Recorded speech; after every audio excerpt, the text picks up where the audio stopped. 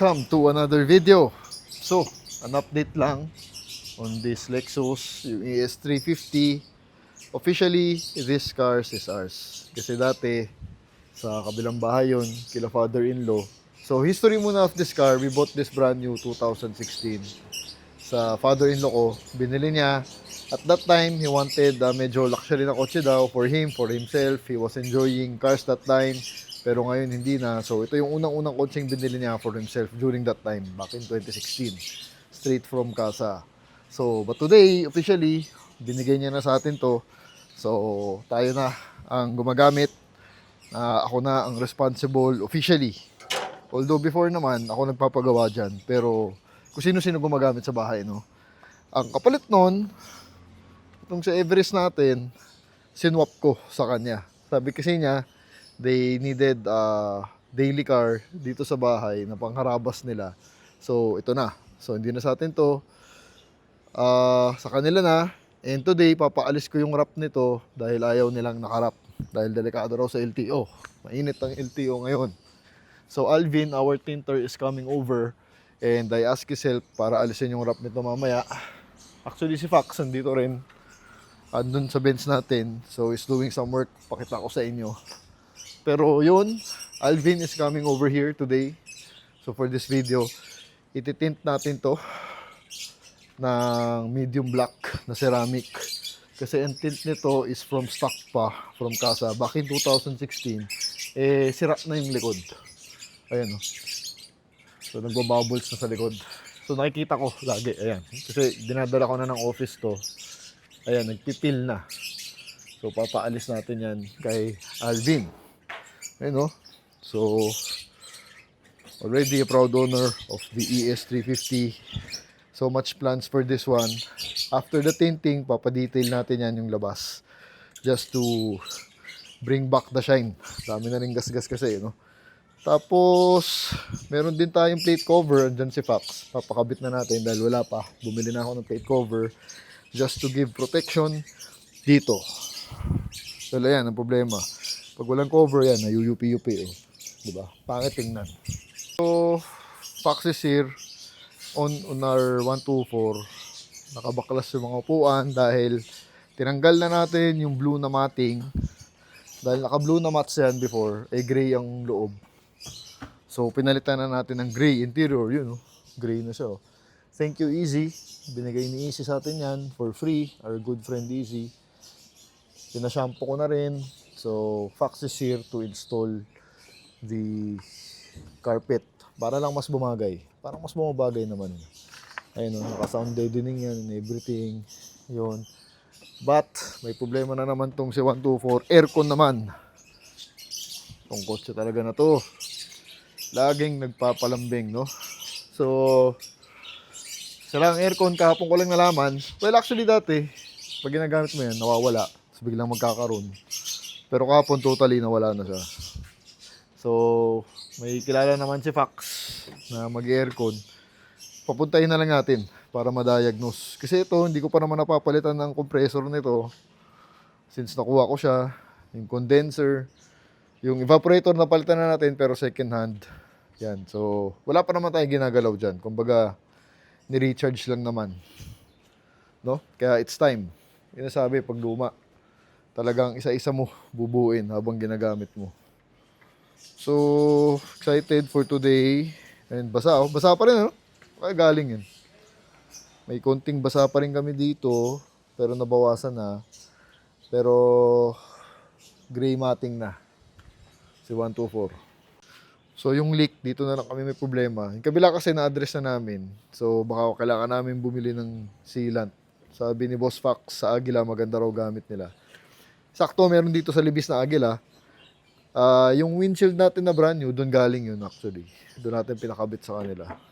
So baka mamaya tumakbo kami ng Agila to buy the sealant. Dahil nandito na siya, sayang yung oras. Sa home service na mahirap na yung oras talaga.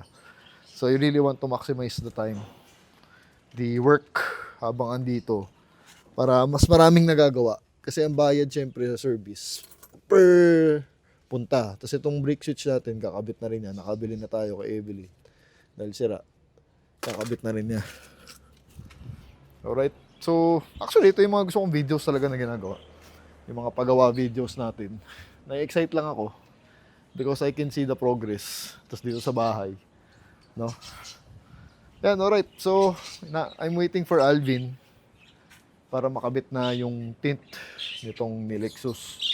So, but this video is all about the Lexus, no? Happy to finally officially take care of this car. Dinadala ko na ng office yan 3 times a week. And the rest of the week, either si Pajero or si Shark or si Ray-Ban, no? Ang paglagay kasi ng carpet, hindi biro yan. Mahirap din. Ayan, una-una, tanggal lahat ng upuan.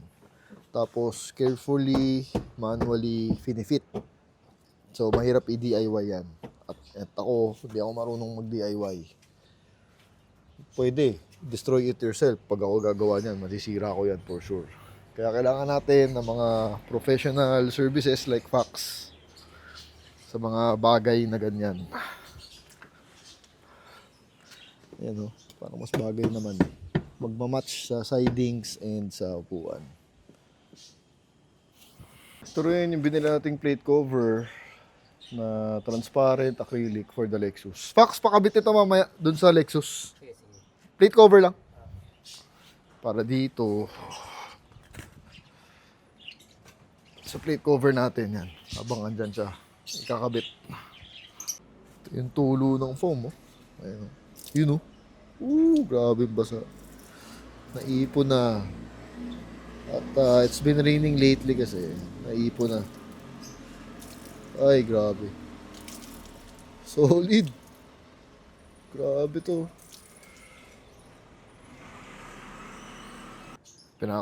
Napakabit na rin natin to dahil nakatanggal. Kahit na idikit lang para hindi pangit tingnan. So, while it's there, so lilinisin lang siguro. Tapos didikit para sumikip ulit. So far, ito yung tsura ng gray interior. Looking very nice. Mas bagay. So, installed the old one. Brake switch ito. Tama nga si Mike. Sabi ni Mike, hindi na bumabalik. Yung isa mahaba pa yung play. Ito wala na. Wala na. So, ito yung nagkukos ng sa ilaw sa likod, no? Yung second hand, nabili natin kay Evelyn, 500 pesos. So, it's a small part. Ayun, sira. First time ko naman pinalitan yan. So, it lives under there, dun sa may brake pedal. Lapit, basta dyan siya. Ito, loko. Ba't may pusa dyan? Makainin mga ibon ko, ha? Update, 12:30. Looking good. Si Alvin, dumating na rin sa wakas. Ito yung tint natin na ceramic from Korea. Medium black. Medium black lang dahil medyo dinidaily natin yan. At ayoko masyadong madilim din dahil medyo mahirap. Not as dark as yung sa 124 natin. So, yung tint na yan, stock pa from Casa. 10 years. 10 years na rin yan, tint na yan. So, ito kasi yung sira. Oh. Yan. Tama yan. Ayaw kung makita nyo. Lumulobo na. Tsaka para mas lumamig na rin sa loob. Ceramic talaga. Kasi hindi pa yan ceramic. Ito ang pinaka-basic na tint ng Casa. Pag bibili kayo ng brand new sa Casa, basic ang ibibigay sa inyo na tint. So, gusto ko upgrade. Ceramic. Ayan. Again, our tint services kay Boss Alvin. Lagay natin yung contact number niya. Telepono yan. Kung kailangan nyo na ceramic tintin, home service, mas maganda kasi nasa convenience ka ng bahay. So, while he's doing the job, mga 2 hours yan, you can chill in your house. So, call him. Huwag text dahil bihira mag-reply sa text yan. Tawagan nyo, schedule. Pa-schedule nyo agad. Ayan, lilinisan pa yan. Kakaskasin pa isa-isa yan. Mga marks. Siyempre. So, tatanggalin niya muna. Tapos, kakahurin niya. So, a lot is happening today. Tapos mamaya punta kaming Aguila ni Fox. Bili kami ng sealant para ma-address na natin yung tulo dito sa driver side once and for all. Dito nang gagaling yun sa mga butas-butas dyan. So sasara na ni Fox yan. Alright, the 124 is doing good. So next job on the 124 is the aircon. Papaschedule ako, may kaibigan daw si Fox na nagsa-service talaga ng aircon for the 124 or Benz in particular. So a-avail natin ang services niya. The problem is panahon. Kanina umambon, tapos umaaraw, umaambon, umaaraw. So sa bahay lang tayo at walang bubong. So yun lang yung hurdles natin. 1 o'clock, just finish my lunch. Ayan, nililinis na magkakilala na silang dalawa. So pasahan na ng kliyente yan. Siyempre si Fox, marami rin naghahanap ng tintin yan. So expanding the network, punta na kaming Aguila. Update lang kay Alvin. Siyempre nililinis na nakayod. Ay! Yung RFID. Ito boss. Okay. Mababalik Ayun. Alis naman yung RFID. Kasi babalik niya. So nababalik kami. May bili lang kami. Magkaalis So, ayan. Ting-ting-ting-ting. Punta lang kami ng... Ay, tinan ko lang ang tsura. Ito. Sealant. Okay.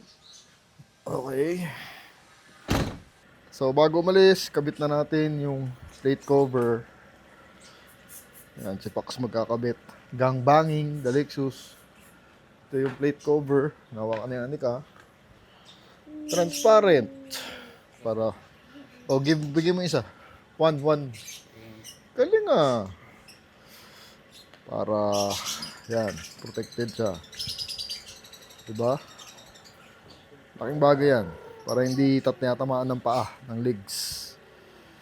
So, simple lang naman yan. Gang banging, the Lexus. Ayan, ayusan na natin to. 1 plate down. Yeah, boy. Protected. Protected na siya. Tapos yung likod naman. Alvin still cleaning. Yan, yun yung sira. Nagbubula na. Ayan. Bubbling. So, likod naman. The bad one. Mas mabaho Baho yan. Removing the bad tint. Ay, nag-violet na rin Baho yan. On to the last plate. Yan. Protected. So, let's use the Ray-Ban dahil kailangan ko rin siyang pagasan. Papunta sa Aguila. Here's the Shark. Nagagawin tayo sunod dito. It's the timing belt kasi 80k na. So gusto kong pa-servicean. Pero after na dahil checking for budget pa. Kung may extra budget na, si Shark na ang next. So here is the Ray-Ban. Sa likod ka sumakay. Sama si Anika. Let's head over to Aguila Libis C5. Sabi ni Fox, maganda raw sealant nila. Hindi, doon tayo sa gusto niya. Para suabe. Tapipin naman. First start for you of this amazing car. Sarap i-drive nito Race feel. Huwag mong open yan, sira yan. Huwag kang manggulo dyan. Ito rin pala, papadukot natin dahil lumubog. So, pabalik natin kay Master Box. Kasi tagal na yan. Rin Aguila. Yan yung sealant, 350. Yan yung ginagamit ako, maganda pang tapal. So, sa Libis. Diyan tayo nagpakabit ng 124. Daming windshield dyan. 8K. Kung di ako nagkakamali, yung windshield ng 124, 8,000. Noon, dati. Tagal na yun. 2022 pa ata. No? So, let's head back home. And let's finish the job. 3 o'clock. Ang problema, yan, patapos naman na yung ulan. Pero kanina medyo malakas. Nahirapan si Mike. Ay, Si Alvin. Not really ideal sa tinting. Hindi ka pa rin pala kita sa loob. Medium. Yan, ang liwanag. Maliwanag. So, yan, maliwanag naman sa loob. Medium lang yan. Ceramic. Ayun, ayos na. Ayos na rin yung plaka natin. Tapos na ang ulan. Ang tagal din. Halos 1 hour. Ito yung nabili natin sa Agila na sealant para sa tulo. Dito isasara. Sa loob. Oo. Sige. So, yan. At least sumina na yung ulan. Kanina malakas eh. Bad trip talaga. Anyway, mahaba pa naman yung oras namin. Ilipat ko na yung Everest para masimulan na. Ambon-ambon na lang naman. Alright, so it's 4:20, half-bake. Nagka-problema tayo dahil sa ulan. Ngayon lang huminto yung ulan, more than 1 hour. It's been drizzling. So half-bake sa Everest. Natanggalan na namin ng konti. So ito yung totoong kulay niya. So, wala namang okay naman. More than 3 years na yung wrap na yan. So, pabalik na lang si Alvin to finish the job of the unwrapping of this car. Tapos nagka-problema kami sa battery. Low bat, ayaw mag-start. Ang hirap ipa-start.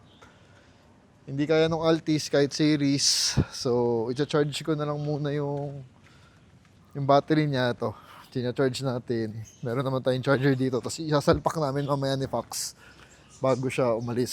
It's been charging for more than an hour already. Mabilis naman. Ayan, ito. Maroon siya. So, as you can see, it's charging. Malapit na. So, but probably, bibilan ko na ng battery. Kung mag-start mamaya, pwede ko sigurong idiretso dun sa White Plains para bago na rin battery nila. And here is the finished product. Yung Lexus natin na tint. Ayan o. Maano naman. Teka, kunin natin yung susi. Sa labas, malinis naman. Yan. Hindi ka pa rin naman kita sa loob. Silhouette lang. No? Ayan o. Medium black. Ceramic. So, hindi pa naman kita sa loob. So, kunin natin yung susi. Pakita ko sa inyo yung loob. Para view from the inside. Ano itsura. Ito susi. Here. Doon tayo sa likod. Ayan. Yup. Sara. Yun. Malinaw. Linaw sa loob oh.